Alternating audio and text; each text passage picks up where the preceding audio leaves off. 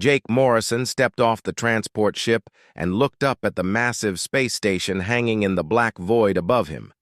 Nexus Prime was bigger than any city he had ever seen on Earth. The station had tall crystal towers that reached out in all directions like the arms of a giant star. Lights blinked along its surface, where thousands of ships came and went every hour. He carried a simple black briefcase that held all of humanity's hopes for joining the Galactic Council. Inside were trade agreements, scientific data, and proof that humans could work with other species in peace. Jake had spent 3 years preparing for this moment. Lieutenant Amy Carter walked beside him as they moved through the docking bay. She was young but smart, with brown hair tied back in a neat ponytail. "Commander, the council meeting is in 2 hours," she said, checking her tablet. "We should review the presentation one more time." Jake nodded, but his eyes stayed fixed on the aliens around them. He saw tall blue beings with 4 arms, small furry creatures that walked on their back legs, and silver robots that glided across the floor without making any sound. The air smelled strange, like metal and flowers mixed together. They took a moving walkway toward the diplomatic section. Jake noticed that many of the alien delegates looked worried or scared.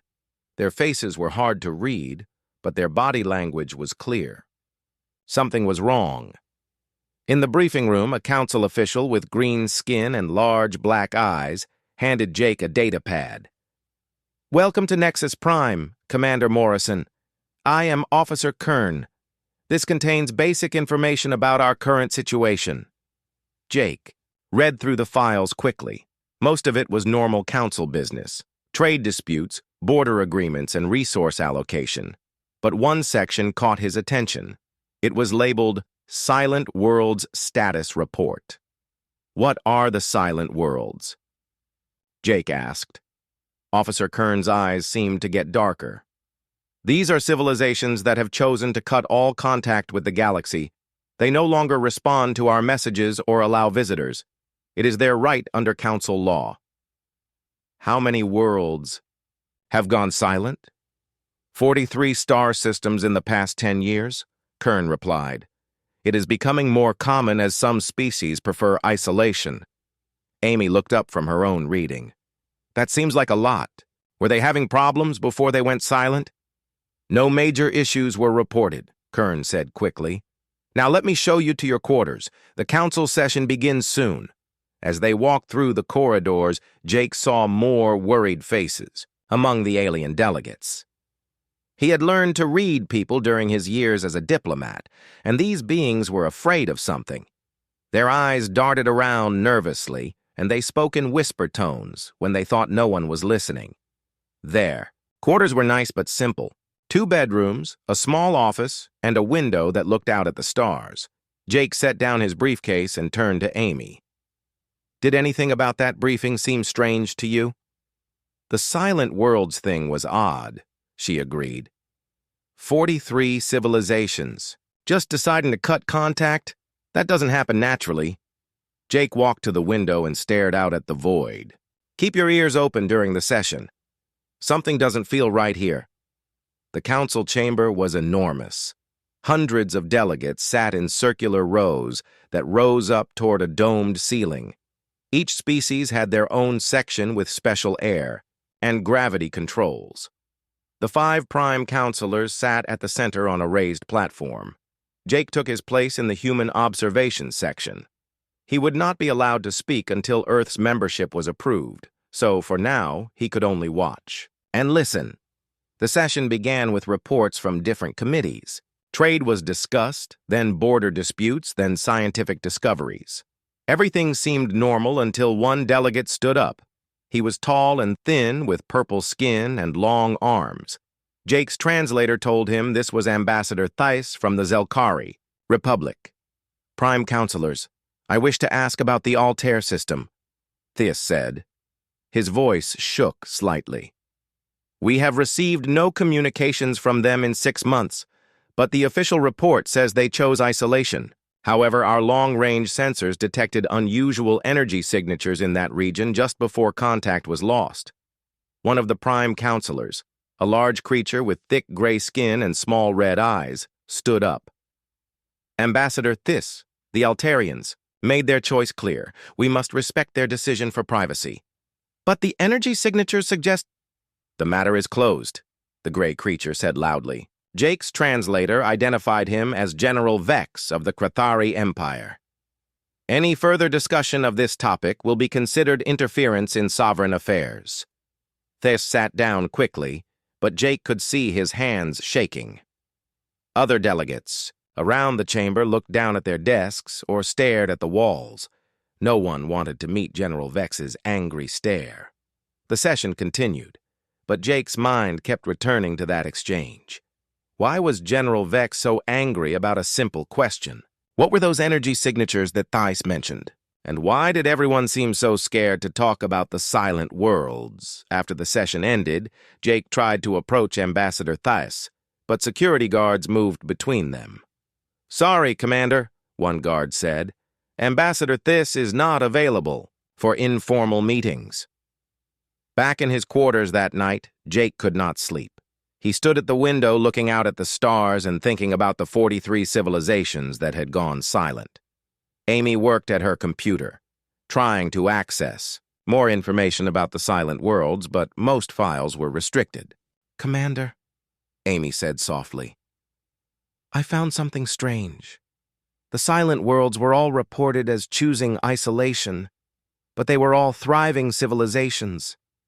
Good economies, stable governments, happy populations. Why would they suddenly want to cut contact with everyone?" Before Jake could answer, a soft chime came from his door. He opened it, but no one was there. On the floor was a small data chip with a note written in English. "The Purge Protocol is real. Trust no one in the Council. Dock Bay 94 maintenance level, tomorrow at 0300 hours. Jake picked up the chip and closed the door. He looked at Amy, who had read the note over his shoulder. "What do you think?" he asked. "I think someone wants to tell us the truth about the silent worlds," she replied. "And I think we need to listen." Jake moved through the dark corridors of the maintenance level at exactly 3 in the morning. The station was much quieter now, with only the soft hum of machines and the distant sound of air moving through vents. Amy had wanted to come with him, but he told her to stay in their quarters in case this was a trap. Dock Bay 94 was in the oldest part of the station. The walls here were metal instead of the shiny crystal used in the newer sections. Red emergency lights cast strange shadows as Jake walked past rows of storage containers and repair equipment. He found the right bay and waited. Minutes passed, slowly. Then he heard footsteps coming from behind a large cargo container. A woman stepped out of the shadows. She was human, with dark hair and tired eyes. Her clothes were dirty and torn, like she had been hiding for a long time. "Commander Morrison," she said quietly. "I am Dr. Elena Vasquez. I was supposed to be dead 6 months ago." Jake recognized the name. "You were the xenobiologist on the research station. The reports said your transport ship exploded." "That is what they wanted everyone to think," Elena replied. She looked around nervously. "We need to go deeper. They have listening devices everywhere up here." She led him through a hidden door into a maze of tunnels that ran beneath the main station. The air was thick and warm, and Jake could hear water dripping somewhere in the darkness. Elena moved like she knew every turn and corner. "I have been living down here since I discovered what they are really doing to the silent worlds," she said as they walked. "The Council is not what it pretends to be. There is a group inside it that calls itself the Purity Doctrine. They believe the galaxy has too many species and not enough resources." They reached a small room filled with computer equipment and data screens. The walls were covered with star maps and photographs of different alien worlds. Jake saw names and dates written next to each picture. All of the dates were from the past 10 years. Elena pointed to the largest screen. "These are not worlds that chose isolation, Commander. These are worlds that were murdered." Jake stared at the images. He saw cities burning, ships exploding in space, and empty planets with no signs of life. "How do you know this?" "I was there when they killed the Altarians," Elena said. Her voice was flat and cold. "I was on a research ship studying their culture when the Council fleet arrived. They said they were bringing medical supplies to help with a plague outbreak, but there was no plague." She touched a button and new images appeared. Jake saw Council ships firing weapons at cities below. The weapons did not explode like normal bombs. Instead, they released clouds of gas that spread across the planet's surface. "Biological weapons," Elena explained, "designed to target specific genetic markers. Each species has different DNA, so they can make weapons that kill only certain types of aliens. The Altarians were dead within hours, every single one of them." Jake felt sick. Why would the Council do this? Not the whole Council. Just a small group of leaders who think some species are worth more than others. They call it the Purge Protocol. They choose civilizations that they think are weak or useless. Then they kill everyone and claim the worlds went silent by choice. Elena showed him more evidence. Communications between Council ships talking about cleaning operations and population reduction. Orders from high-ranking officials to prepare biological agents for deployment. Most terrible of all, lists of species marked for elimination.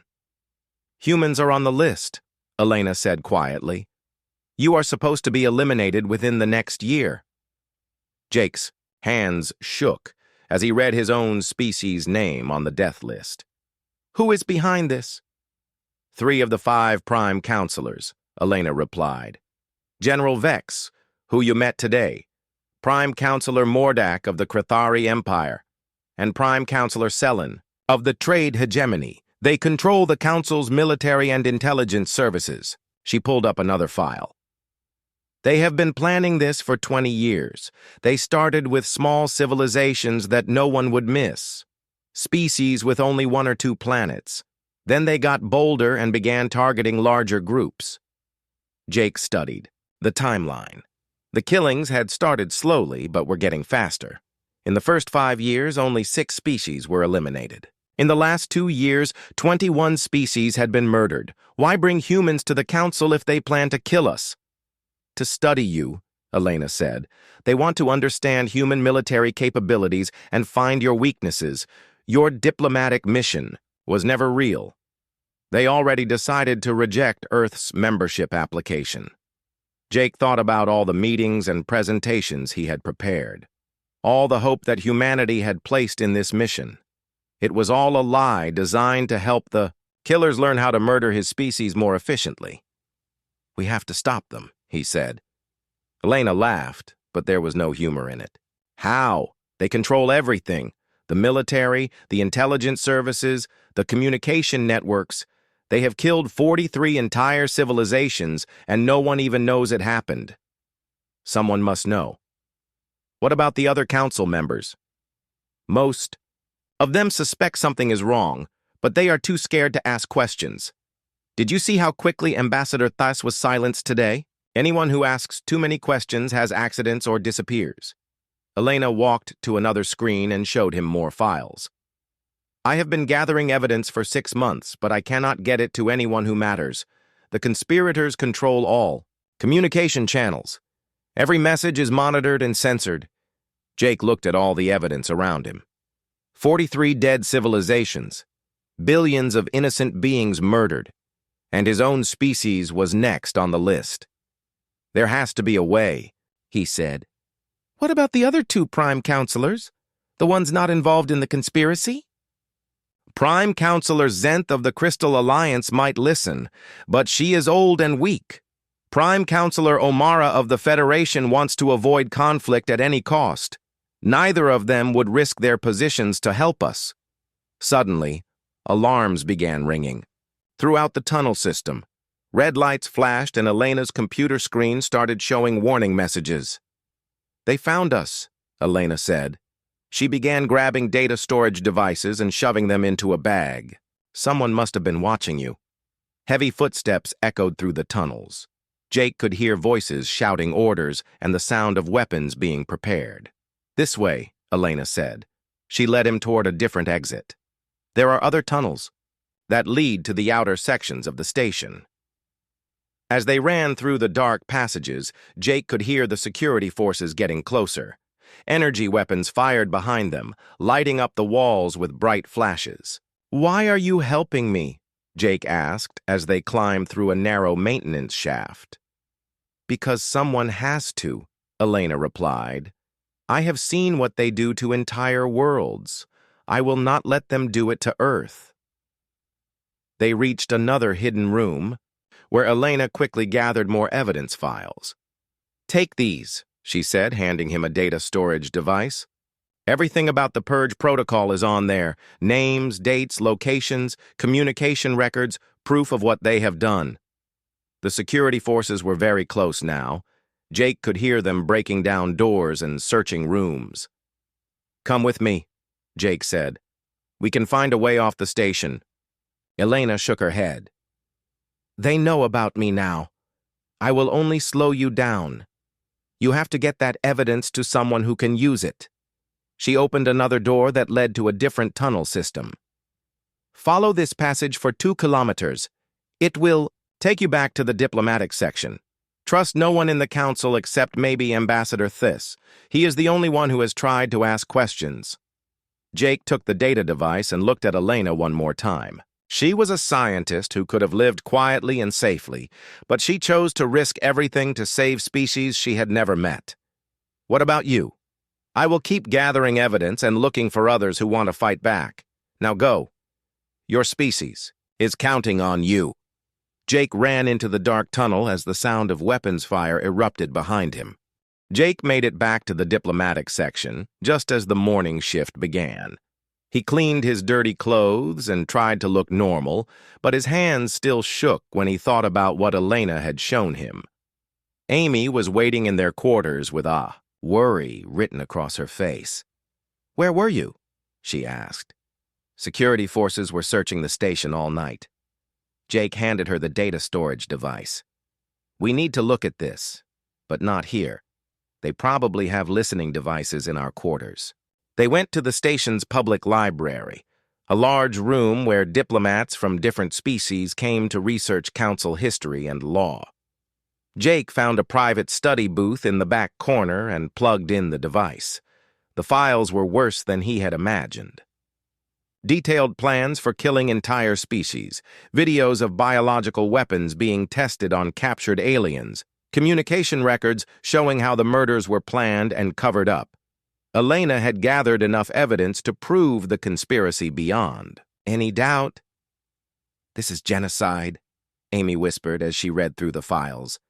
"They are killing billions of innocent beings." Jake found a file labeled Human Assessment Report. It contained detailed information about Earth's military capabilities, population centers, and genetic makeup. The conspirators had been studying humanity for years, preparing for the day when they would add Earth to their list of silent worlds. According to this, they planned to use a biological weapon that targets human DNA, Jake said. It would kill every person on Earth within days, and they would claim it was a natural plague outbreak. Amy pointed to another section of the report. "Look at this. They have agents working with some human corporations and military officials. People on Earth who are helping them in exchange for being spared when the attack comes." Jake felt angry and sick at the same time. Some humans were willing to help murder their own species just to save themselves. They spent hours going through all the evidence. The conspiracy was bigger than Elena had told him. It involved not just 3 prime counselors, but dozens of officials throughout the council structure. Military commanders, intelligence officers, trade administrators, and diplomatic staff, all working together to commit the largest genocide in galactic history. "We have to get this information to someone who can stop them," Jake said. "Who?" Amy asked. "Elena said they control all the communication networks. Even if we tried to send a message to Earth, they would intercept it." Jake thought about the problem. They needed to reach someone with enough power and influence to challenge the conspiracy, someone who could not be silenced or eliminated easily. What about Ambassador Thiss? Jake suggested. Elena said he was the only one asking questions. How do we contact him without the conspirators finding out? Jake had an idea. The council has public sessions every day where any delegate can speak. If we could get Thiss to ask the right questions during one of those sessions, it would be broadcast throughout the galaxy. They left the library and went to the diplomatic wing where the Zelkari delegation had their quarters. Jake approached the guards at the entrance and asked to meet with Ambassador Thiss about trade matters between humans and Zelkari. Ambassador Thiss is not available, the guard said. He is in medical treatment for a stress-related condition. Amy looked at Jake with worry. What kind of stress condition? I am not authorized to discuss medical details, the guard replied. They tried to find information about Thiss's condition, but all medical records were classified. Jake began to suspect that the ambassador had not gotten sick naturally. As they walked back toward their quarters, Jake noticed someone following them. It was a young human man in a council staff uniform. He stayed about 20 meters behind them, pretending to read a data pad. Jake led Amy through several turns and confirmed they were being watched. He used hand signals to tell Amy what was happening. Then they split up. Jake went into a crowded marketplace while Amy took a different route back to their quarters. In the marketplace, Jake lost his follower among the crowds of aliens shopping and eating. He found a small cafe and sat down to think about their situation. They had evidence of the conspiracy, but no way to get it to anyone who could use it. A few minutes later, a man sat down at Jake's table. He was tall and muscular with brown hair and blue eyes. He wore the uniform of a cargo ship captain. Commander Morrison, the man said quietly. I am Captain Rex Turner. I think we need to talk. Jake was suspicious. How do you know who I am? Elena told me about you before she was captured, Rex replied. Jake's heart sank. They caught her? Last night, after you escaped. But she managed to send me a message first. She said you have evidence that could expose the whole conspiracy. Rex looked around the cafe to make sure no one was listening. I have been helping survivors escape from the silent worlds for 2 years. There are more people alive than the council wants anyone to know. Survivors? Jake asked. Small groups who managed to get off their planets before the biological weapons spread. I have been moving them to hidden colonies in unexplored space. Elena was helping me identify which worlds would be attacked next. Rex pulled out a small device that looked like a normal data pad. This is a quantum communicator. It uses a frequency that the council cannot monitor. Elena gave me the codes to contact resistance cells on different worlds. Jake felt hope for the first time since seeing the evidence. How many resistance cells are there? Not many, but they are growing. Species that suspect the truth about the silent worlds. Scientists who have noticed the patterns. Military officers who have been ordered to do things that did not make sense, Rex showed Jake images on his device. Small groups of aliens hiding in asteroid fields and abandoned space stations. Families who had lost their homeworlds but refused to give up fighting. One group includes survivors from 5 different species that were supposedly extinct, Rex said. They have been gathering their own evidence and looking for a way to expose the conspiracy. Jake made a decision. I want to meet them. It is dangerous. If the conspirators find out you are working with the resistance, they will kill you immediately. They are going to kill me anyway, Jake replied. And everyone else on Earth, at least this way I can fight back. Rex nodded. There is a meeting tonight at an abandoned mining station 3 hours from here, but getting there without being detected will be difficult. What about my assistant? Amy Carter. She knows about the evidence, too. Bring her. We can use all the help we can get. That evening, Jake and Amy followed Rex to a cargo bay where his ship was docked. It was an old freighter that looked like it needed repairs, but Jake could see that it had been modified with military-grade shields and weapons. Welcome to the Freedom's Hope, Rex said as they boarded. She may not look like much, but she has. outrun Council patrol ships more times than I can count. As they flew toward the mining station, Rex told them more about the resistance. Most of the survivors are scientists, teachers, artists, and other civilians. They are not fighters, but they are smart and determined. They have been documenting everything the Council has done and looking for weaknesses in the conspiracy. The mining station was dark and appeared abandoned from the outside, but Jake could see other ships hidden in its docking bays. Rex led them through corridors that had been turned into living spaces for refugees. Jake met aliens from species he had never seen before. A young Altarian named Zara, who had escaped her planet just hours before the biological weapons were deployed. An elderly Catharan scholar, who had been studying Council records and found inconsistencies in the official reports. A Torvan engineer who had helped design some of the Council's communication systems. "We have all lost our worlds," Zara said, "but we have not lost hope. When people learn the truth about what the Council has done, they will demand justice."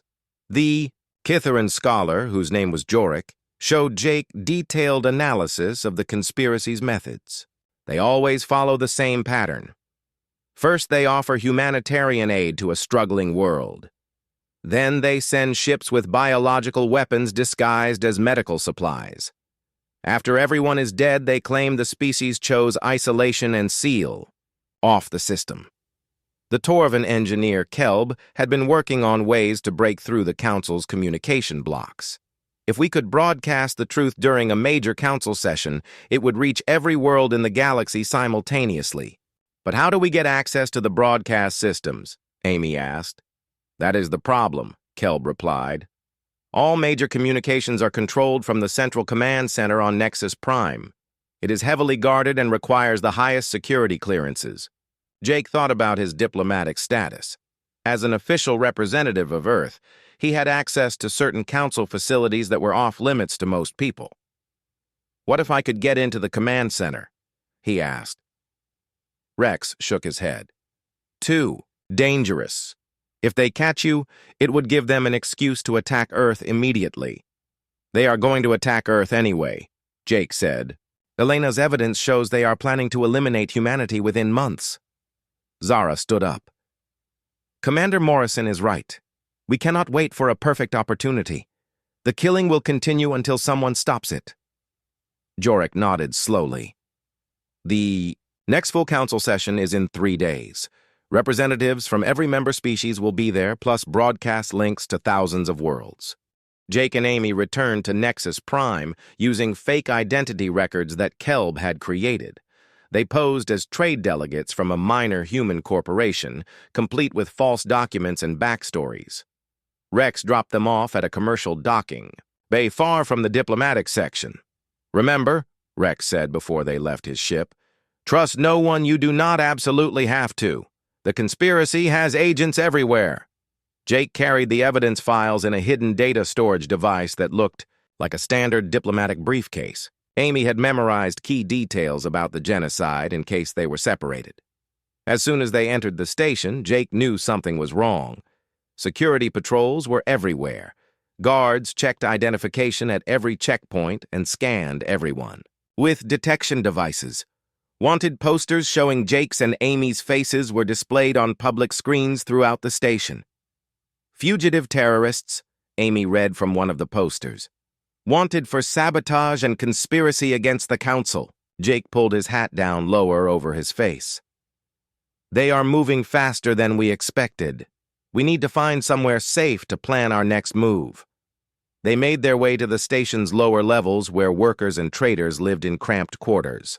The fake identities held up at most checkpoints, but Jake could see suspicion in some guards' eyes. In a small workers' cafe, they overheard other humans talking about the manhunt. "I heard they attacked a Council facility and stole classified information," one man said. "The whole diplomatic corps is being questioned." Jake realized that his original mission was being used as cover for the conspiracy's actions. By labeling him a terrorist, they could justify any security measures and deflect attention from their real crimes. Amy found a public communication terminal and tried to send a message to Earth, but every channel was blocked. "All communications to human space have been suspended due to security concerns, the system announced. They are isolating Earth, Jake said, cutting off contact so no one will know when they attack. They spent the next day hiding in the lower levels and gathering information. Jake learned that Ambassador Thys had died during the night. The official report said his stress condition had caused heart failure, but Jake suspected murder. Amy discovered that Elena was being held in the station's maximum security detention center. According to the guards she overheard, Elena was scheduled for interrogation and disposal within hours. "We have to help her," Amy said. Jake wanted to save Elena, but he knew it would be impossible. "If we try to rescue her, we will be caught, and the evidence will be lost. The best way to help Elena is to expose the conspiracy." That evening, Jake and Amy tried to reach the council chambers to scout the area for their planned broadcast. But as they approached the diplomatic section, they were spotted by a security patrol. "Stop right there!" a guard shouted. "Let me see your identification!" Jake and Amy ran. Behind them, alarms began ringing and more guards joined the chase. They ducked through maintenance corridors and service tunnels, but the security forces seemed to know the station better than they did. They reached a dead end in a storage area. Guards surrounded them with weapons drawn. Jake thought their mission was over before it had really begun. Then the lights went out. In the darkness, Jake heard the sound of energy weapons firing and guards shouting in confusion. Someone grabbed his arm and pulled him toward an emergency exit. "This way," a familiar voice said. It was Captain Rex Turner. Rex led them through a secret passage that brought them to his ship. "Elena managed to send one final message before they silenced her," he said. "She told me where to find you." As they flew away from the station, Rex explained what had happened. "Elena is dead. They killed her during interrogation when she refused to give them information about the resistance. But her sacrifice bought us time to get you out." Jake felt anger and sadness mixing together. Elena had died trying to save species she had never met. Her death proved how far the conspiracy would go to protect their secrets. "The council session is tomorrow," Amy said. "How are we going to expose the conspiracy now?" Rex showed them a new plan that the resistance had developed. "We cannot get you into the council chambers, but we do not need to. Kelb has found a way to hack into the station's communication system from the outside." The plan was desperate but possible. Jake would record a message explaining the conspiracy and presenting the evidence. Then Kelb would broadcast it during the council session, overriding the normal programming and sending it to every world in the galaxy. "What about security?" Jake asked. "They will trace the signal and stop the broadcast." "Not if we do it right," Rex replied. "Kelb has identified weak points in their communication network. We can piggyback our signal on the official broadcast for at least 10 minutes before they can block it. 10 minutes to explain the murder of 43 civilizations and prevent the genocide of humanity." Jake knew it would have to be enough. They flew to another hidden base, where Kelb and other resistance members were waiting with broadcasting equipment. Jake spent hours preparing his presentation, choosing the most important evidence and practicing how to explain it clearly. Zara helped him understand which pieces of evidence would be most convincing to different species. "The Torvin value detailed records," she said. "Show them the communication logs. The Alteran survivors will respond to the video evidence. The Krathari respect strength, so emphasize how many worlds have already fallen." As Jake worked on his presentation, Amy discovered something troubling in the evidence files. "The attack on Earth is scheduled for tomorrow," she said. "While the council is in session." Jake's blood went cold. "They are using the session as cover. While everyone is watching the proceedings, their fleet will attack Earth." Rex checked his ship's long-range sensors. "I am picking up unusual fleet movements in council space. Large numbers of military ships heading toward human territory." Jake realized the conspiracy had accelerated their timeline. His appearance at the council and Elena's escape had made them nervous. They were moving to eliminate humanity immediately, rather than risk further exposure. "How long before the fleet reaches Earth?" Jake asked. "At maximum speed, 18 hours, Rex calculated. The council session starts in 12 hours. Jake looked at the broadcasting equipment and thought about Earth's billions of people going about their normal lives, unaware that a genocide fleet was racing toward them. His presentation would not just expose past crimes, it would be humanity's only chance for survival. "We broadcast as planned," he decided, "but we also need to warn Earth and any allies who might help defend it." Kelb shook his head. "The communication blocks are too strong. We cannot reach Earth directly." "What about other human ships or colonies?" Amy asked. Rex pulled up a star chart. "There are human merchant vessels throughout this sector. If we can reach them, they might be able to warn Earth or even intercept the Council fleet." Jake made the hardest decision of his life. "Split up. Rex, take Amy and try to contact human ships in nearby systems. Use the quantum communicator to warn them about the attack. I will stay here and prepare the broadcast." Amy did not want to leave him. "We should stick together. Someone has to warn Earth, and someone has to expose the conspiracy," Jake said. "This is our only chance to do both." As Rex and Amy prepared to leave, Jake worked on his presentation one final time. He had 10 minutes to save his species and bring justice for 43 murdered civilizations. Zara sat with him as he practiced. "You carry the voices of all our dead worlds," she said. "When you speak tomorrow, you speak for everyone the Council has silenced." Jake looked at the evidence files one more time. Pictures of burning cities, records of biological weapons, communication, logs planning genocide. Tomorrow, the galaxy would finally learn the truth about the Council's crimes. He just hoped there would still be time to stop them. Jake stood in front of the broadcasting equipment as Kelb made final adjustments to the signal. They were hidden in an abandoned communication relay station 3 light hours from Nexus Prime. Through the station's windows, Jake could see the distant lights of Council ships patrolling the area. "The signal is ready," Kelb announced. "I have identified the exact moment when we can override their broadcast. You will have approximately 10 minutes before they can trace our location and cut the transmission." Jake reviewed his presentation one last time.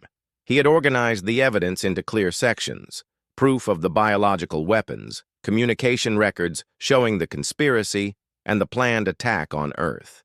Each piece built upon the others, to create an undeniable case against the Council leadership. Zara and the other survivors gathered around to watch. "Remember," Jorek said, "speak to the honest Council members who do not know what is happening. Many delegates are good people who joined the Council to help their species, not to commit genocide." The time came. Kelb activated the signal override and nodded to Jake. "You are broadcasting to the entire galaxy.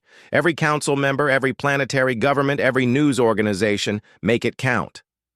Jake looked directly into the camera. "My name is Commander Jake Morrison, representing humanity on a diplomatic mission to the Galactic Council. I am speaking to you now because the Council is not what it claims to be. For 10 years, a secret group within the Council has been committing genocide against innocent civilizations." He began showing the evidence. Video recordings of Council ships destroying cities with biological weapons. Communication logs between conspiracy members planning the murders.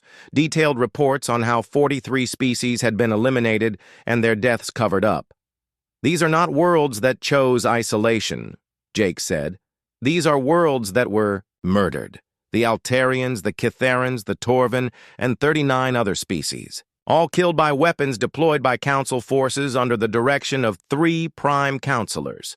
Jake named the conspirators: General Vex, Prime Counselor Mordak, and Prime Counselor Selen. He showed their faces and read their communications. "Planning the genocides.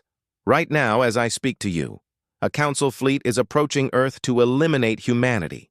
They plan to use biological weapons to kill every human being, then claim we died from a natural plague. Do not let them add Earth to their list of silent worlds." In the council chambers on Nexus Prime, chaos erupted.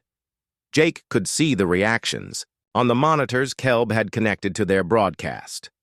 Delegates jumped up from their seats, shouting questions and demands for answers. Some tried to leave the chamber, but security forces blocked the exits.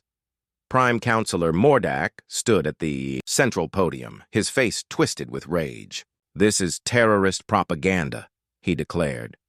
"The human fugitive is spreading lies to justify his crimes against the Council." But other delegates were not convinced. Ambassador Chenth of the Silver Coalition stood up.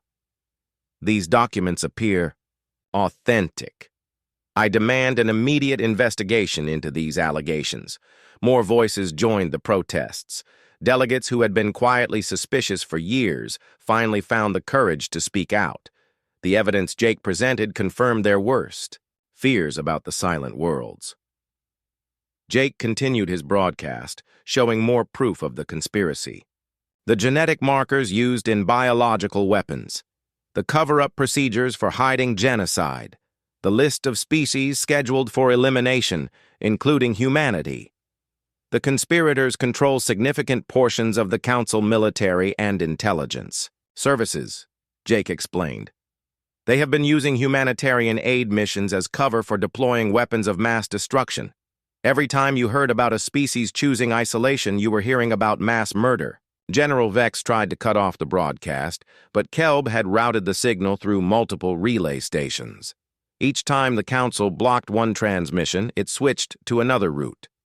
As Jake reached the halfway point of his presentation, alarms began ringing throughout the Council chamber. A new voice came over the emergency communication system. "This is Captain Rex Turner of the merchant vessel Freedom's Hope," Rex announced. "We have intercepted a Council battle fleet en route to Earth. The fleet is armed with biological weapons consistent with those described in Commander Morrison's broadcast. Human vessels are moving to intercept, but we need immediate assistance from any Council forces loyal to legitimate authority." The announcement sent shockwaves through the Council chamber. The conspiracy's plan to attack Earth while Jake made his broadcast had been exposed. Now everyone could see that the genocide was happening in real time. Prime Counselor O'Mara of the Federation finally spoke up. "I demand an immediate recall of all Council forces in human space. No military action should be taken without full Council approval." "The fleet is acting under emergency protocols," General Vex responded. "The humans have proven themselves to be terrorists threatening galactic security." "Whose emergency protocols?" demanded Prime Counselor Zenth of the Crystal Alliance. "I authorize no such action." Jake used the confusion to present his most damning evidence. A recorded communication between the three conspirators discussing their long-term plans to eliminate inferior species and reserve the galaxy's resources for worthy civilizations. In their own words, the conspiracy leaders revealed their true ideology. They spoke about aliens as if they were discussing livestock or resources to be managed. Species were ranked by their perceived value, with those deemed unproductive marked for elimination. They plan to kill billions more beings, Jake said. "This is only the beginning. Every species that does not meet their standards will be eliminated. Today, it is humans. Tomorrow, it could be your people." The reaction in the Council chamber was explosive. Delegates from dozens of species realized they or their allies were on the conspiracy's target lists, the unity that had kept the conspiracy. Secret began crashing down as fear and anger spread through the chamber. Prime Counselor Selen tried to regain control. "These recordings could be fabricated. We should not make decisions based on terrorist propaganda." But Kelb had anticipated this objection. He activated authentication protocols that proved the recordings were genuine Council communications, transmitted through official channels and encrypted with legitimate security codes. Jake reached the climax of his presentation. "I call upon every honest member of the Council to demand immediate action. Recall the fleet attacking Earth. Arrest the conspirators. open investigations into every silent world, and most importantly, never again allow a small group of extremists to commit genocide in your name. As Jake finished speaking, reports began coming in from around the galaxy. Council forces in multiple systems were refusing orders from the conspiracy leaders. Some ships were switching sides to defend Earth. Independent governments were demanding investigations into the silent worlds. The broadcast had lasted exactly 10 minutes before Council forces finally managed to cut the signal, but 10 minutes had been enough. The truth was spreading faster than the conspirators could contain it. Kelb monitored emergency communications throughout Council space. Military units are declaring independence from the conspiracy leadership. Some are moving to assist Earth's defense. Jake felt hope for the first time in days. The revelation was working. The galaxy was learning the truth and choosing to act on it. But their work was not finished. General Vex was attempting a military coup, using loyal forces to seize control of Nexus Prime and silence the Council permanently. If he succeeded, the conspiracy could still survive and continue their genocidal campaign. "We need to get back to the station," Jake said. "The Council needs protection from its own military." As they prepared to return to Nexus Prime, Jake thought about Elena and all the beings who had died to bring this moment about. Their sacrifice had given the galaxy a chance to choose justice over genocide. Now it was up to everyone else to make sure that chance was not wasted. Jake and the Resistance members raced back toward Nexus Prime in Rex's ship. The galaxy was transforming before their eyes as the truth about the genocide spread from world to world. Communication networks that had been controlled by the conspiracy were breaking free as local operators chose to broadcast Jake's evidence rather than suppress it. "Reports coming in from across the galaxy," Kelb announced as he monitored communication channels. "The Torvan Assembly has declared the conspiracy illegal. The Silver Coalition is recalling all military forces from Council control. Even some Krathari commanders are refusing orders from General Vex." Through the ship's windows, Jake could see the battle raging around Nexus Prime. Council ships were fighting other Council ships as the military split between those loyal to the conspiracy and those demanding justice. Explosions lit up the darkness of space as the civil war that Jake had started played out in real time. Amy's voice came through the quantum communicator from near Earth. "The attack fleet is falling apart," she reported. "More than half the ships have switched sides or withdrawn from the battle. Human forces and their new allies are driving the remaining conspiracy ships away from Earth." Jake felt relief wash over him. Earth was safe, at least for now. But the larger battle for the future of the galaxy was still being fought. Rex brought their ship to a hidden docking bay on Nexus Prime that the Resistance had used before. "The station is in chaos," he said. "General Vex has declared martial law, but most of his forces are refusing to obey orders. The conspiracy is collapsing."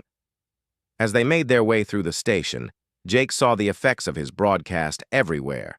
Groups of delegates from different species were meeting in corridors and public areas, sharing information and making plans. Security forces that had once enforced the conspiracy's silence were now helping to protect witnesses and gather evidence. They reached the council chambers to find an extraordinary scene. The three conspiracy leaders, General Vex, Prime Counselor, Mordak, and Prime Counselor Selen, were under arrest, surrounded by security forces from multiple species who had united against them. The two honest Prime Counselors, Zenth and Omara, were working together to restore order. Jake entered the chamber to find hundreds of delegates waiting for him. When they saw him, a silence fell over the room. Then, slowly, delegates from species across the galaxy began to stand in respect for the human who had exposed the truth and saved their civilizations from future genocide. Ambassador Chenth of the Silver Coalition spoke first. "Commander Morrison, your courage has prevented the deaths of billions of innocent beings. How can the Council make amends for the crimes committed in our name?" Jake looked around at the faces of delegates whose species had been marked for elimination. "Justice," he said simply. "Justice for the 43 civilizations that were murdered. Justice for the survivors who have been hiding in fear. And safeguards to ensure this never happens again." Prime Counselor Zenth nodded gravely. "The Council will immediately establish truth and reconciliation committees to investigate every silent world. We will locate survivors and provide them with new homes and compensation for their losses." Over the following days, the full scope of the conspiracy became clear. The genocide had been even worse than Jake had known. 51 civilizations had been completely eliminated, with several more targeted for destruction within months. The conspiracy had controlled vast resources and influenced governments throughout the galaxy. The trials of the conspiracy leaders were broadcast to every world. Jake testified about the evidence Elena had died to preserve. Zara spoke for the survivors who had lost their entire species. Survivors from worlds that were supposedly extinct emerged from hiding to tell their stories. The 3 Prime Counselors showed no remorse for their crimes. In their final statements, they maintained that they had been trying to save the galaxy from overpopulation and resource depletion. They claimed that eliminating lesser species was necessary for the survival of superior civilizations. The galaxy rejected their ideology completely. All 3 were sentenced to life imprisonment on an isolated prison planet where they could never again threaten innocent beings. The Council underwent massive reforms. New transparency requirements meant that all military operations had to be approved by multiple oversight committees. Communication networks were placed under civilian control to prevent future cover-ups. A new Bill of Rights guaranteed the protection of all sapient species, regardless of their size or technological development. Jake found himself offered a position he had never expected. The Reformed Council asked him to serve as the first human Prime Counselor tasked with leading the reconstruction of galactic civilization. "I did not come here seeking power," Jake told the assembled delegates. "I came seeking friendship and cooperation between species. But if serving the Council will help prevent future genocides, then I accept the responsibility." As Prime Counselor, Jake's first act was to establish a memorial for the species that had been eliminated. 51 stars were designated as memorial systems where no development would ever be allowed. Each would serve as a permanent reminder of the cost of hatred and the importance of protecting the innocent. Elena was posthumously honored as a hero of galactic freedom. Research stations throughout the galaxy were named after her, dedicated to the scientific cooperation that she had believed in. Her sacrifice had made possible the new era of peace and justice. The Resistance Network became the foundation for a new interspecies organization dedicated to preventing genocide and protecting vulnerable civilizations. Zara became its first director, using her experience as a survivor to help other species threatened by extremist movements. Rex continued his work ferrying refugees, but now he did it openly with full Council support. His ship became the flagship of a new humanitarian fleet dedicated to helping displaced peoples find new homes. Amy was promoted to serve as Jake's chief advisor, helping to coordinate the reforms that would reshape galactic civilization. Her careful documentation of the evidence had been crucial in exposing the conspiracy's full scope. 6 months after the revelation, Jake stood in the rebuilt council chamber looking out at representatives from over 400 species. The chamber had been redesigned to include sections for the survivors of the silent worlds, ensuring that the voices of the dead would never be forgotten. Children from dozens of species played together in the station's parks while their parents worked to build a better future. The diversity that the conspiracy had tried to eliminate was now celebrated as the galaxy's greatest strength. In his address to mark the first anniversary of the revelation, Jake reflected on how much had changed. 1 year ago, this galaxy was ruled by fear and silence. Good people knew something was wrong, but they were afraid to speak out. Entire civilizations suffered and died while the rest of us looked the away. Today, we have chosen a different path. We have chosen to listen to the voices of the victims. We have chosen to stand up for justice, even when it is difficult. We have chosen to build a civilization based on diversity and cooperation, rather than hatred and fear. The conspiracy. Leaders believed that some species were worth more than others. They believed that the strong had the right to eliminate the weak. They were wrong. Every species, no matter how small or different, has value. Every being deserves the chance to live and grow and contribute to our shared future. Jake looked out at the faces of delegates representing civilizations that had almost been destroyed. The silent worlds are silent no more. Their voices have joined the chorus of freedom that now echoes throughout the galaxy.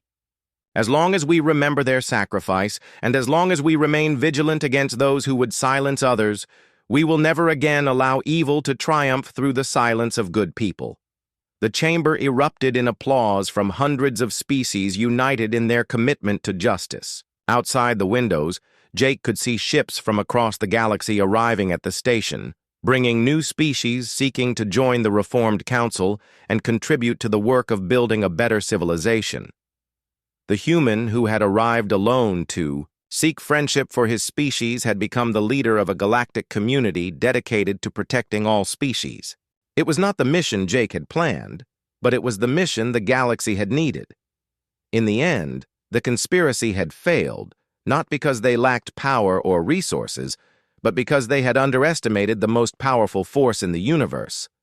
The determination of good people to stand up for what is right, no matter the cost. The silent worlds would never be forgotten, and their silence had given voice to a galaxy committed to ensuring that such crimes would never happen again.